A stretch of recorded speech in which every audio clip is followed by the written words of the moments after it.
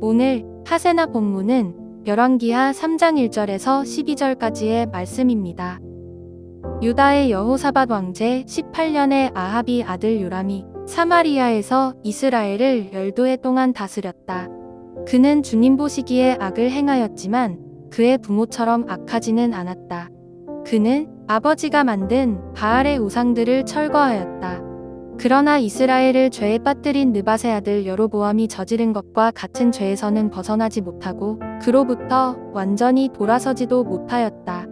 모압 왕메사는 양을 치는 사람이었는데 이스라엘 왕에게 암양 10만 마리의 털과 수장 10만 마리의 털을 족공으로 바쳤다.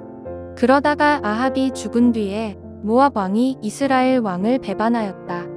그때의 요람 왕은 그날로 사마리아로부터 행군하여 나와서 이스라엘 군대 전체를 점검한 다음에 전쟁터로 가면서 유다의 여호사밧 왕에게 사절을 보내어 물었다. 모압 왕이 나를 배반하였습니다. 나와 함께 모압을 치러 올라가시겠습니까? 여호사밧이 대답하였다. 물론 함께 올라가겠습니다. 우리는 서로 한 몸이나 다름없는 처지가 아닙니까? 나의 군대가 곧 임금의 군대이고 나의 군마가 곧 임금의 군마가 아닙니까? 이에 요람이 그러면 우리가 어느 길로 올라가는 것이 좋겠습니까? 하고 물으니 여호사밧은 에돔의 광야길로 가는 것이 좋겠다고 말하였다. 그래서 이스라엘 왕과 유다 왕과 에돔 왕이 함께 출정하였다. 그러나 그들이 길을 돌아 행군하는 일에 동안에 군대와 함께 간 가축들이 마실 물이 바닥났다. 이스라엘 왕이 탄식하였다. 아, 큰일 났구나. 주님께서 우리 세 왕을 모압의 손에 넘겨주시려고 불러내신 것이 아닌가. 그러나 여호사밧은 여기에는 주님의 예언자가 없습니까? 이 일을 주님께 물을 예언자가 없습니까? 하고 물었다. 그때에 이스라엘 왕의 신하 가운데 하나가 대답하였다. 사밧의 아들 엘리사라는 사람이 여기에 있습니다. 그는 엘리야의 시중을 들던 사람입니다. 그러자 여호사밧이 말하였다. 그에게서 주님의 말씀을 들을 수 있을 것 같습니다. 그래서 이스라엘의 왕과 여호사밧과 에돔 왕이 그에게로 내려갔다. 유다의 왕 여호사밧이 통치한 지 제18년에 아합의 아들 요람이 사마리아의 왕이 되었습니다.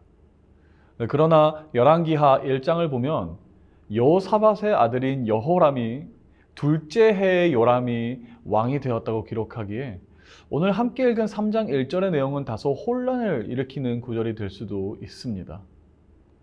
하지만 아마 여호사밧의 아들 여호람은 마치 열왕기하 15장에서 나오는 아사랴와 요담처럼 비슷하게 여호람은 아버지와 함께 임금 노릇을 했기 때문에 1장과 3장의 차이가 존재한다고 봐도 괜찮을 것 같습니다.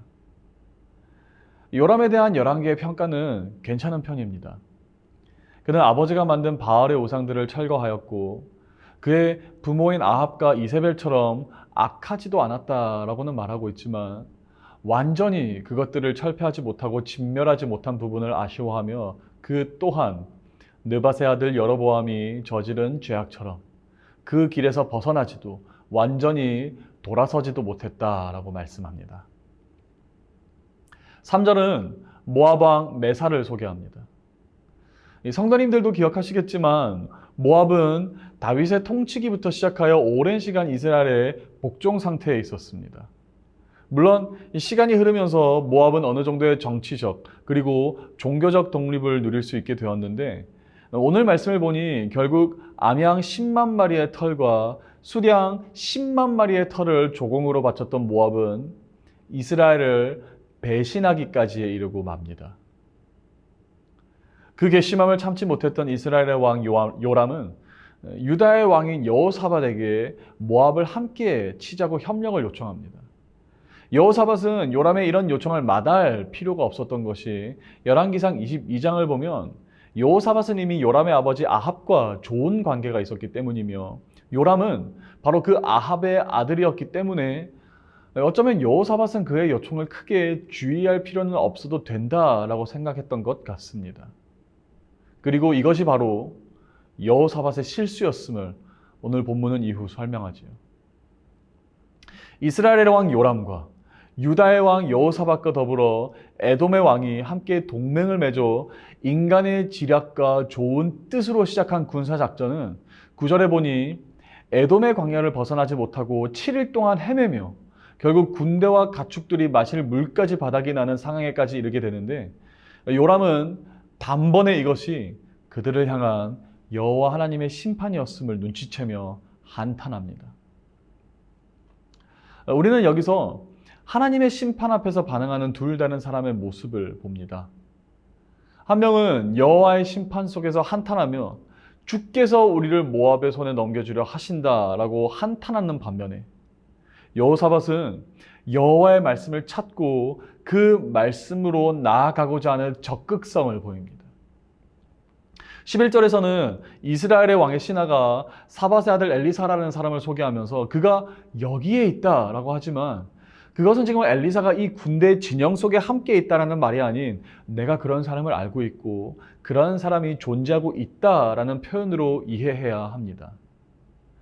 2장 25절에 따르면 엘리사는 엘리야의 승천 이후 사마리아에 거주하고 있다고 추측할 수 있는데, 에돔의 광야와 사마리아의 거리는 약 100km 정도 되는 거리로 결코 짧은 거리가 아니었습니다.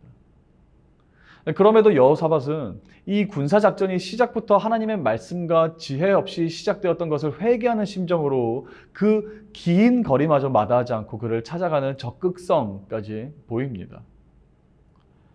우리 또한 살아가면서 여러 환난과 고난을 맞이합니다.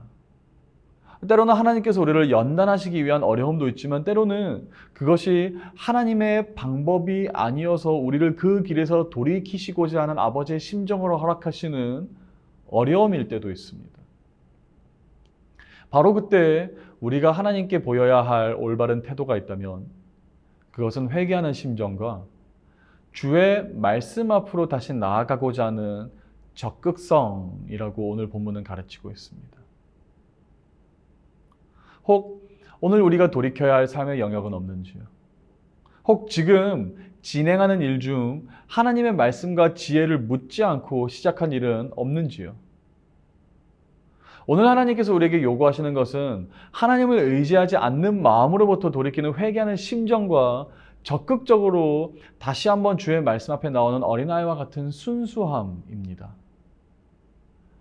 우리가 그렇게 여호와 하나님을 의지하여 그의 말씀 앞으로 나아가기 시작할 때 말씀이 우리 발의 등이 되고 말씀이 우리가 가는 길에 빛이 되어 주실 줄로 믿습니다. 오늘의 하시조는 성경 번역 사역을 위해서 함께 기도하는 것입니다. 성경 번역 사역을 통해 자기 민족의 언어로 성경을 읽고 하나님을 만날 수 있도록 기도해 주세요. 오늘의 하시조 함께 하시죠.